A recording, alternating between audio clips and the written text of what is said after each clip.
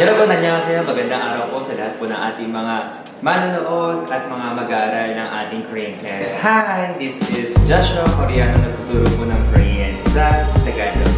So this time, marami po kasi mga nagtatanong at mga nag-i-inquire kung paano daw po mag-aral ng Korean. But before we start, let me ask you, bakit mo gusto mag-aral?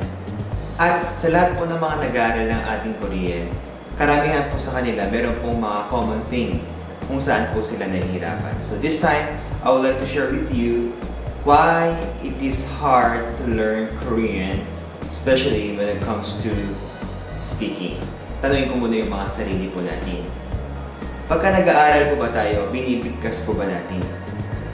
Kasi karamihan po sa atin, pagka binabasa po natin yung isang character or yung Korean character, ay binabasa lang po natin siya.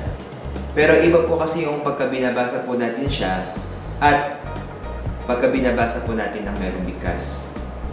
Bakit? Kasi pagka binigkas po natin siya na merong bigkas, we can practice a lot when it comes to pronunciation, our accent, and sa pagiging proficient po natin sa speaking. Pero, ang tanong, ginagawa ba natin ito? No. Kasi pagka nahihirapan po tayo sa mga unfamiliar word, na-stuck na po tayo.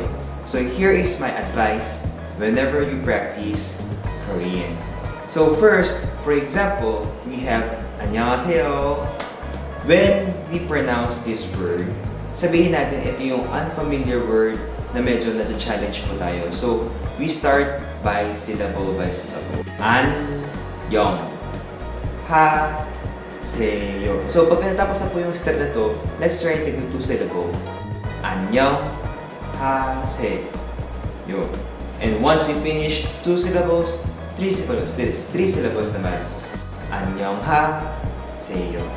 And next, four syllable. Annyeonghaseyo. And lastly, annyeonghaseyo.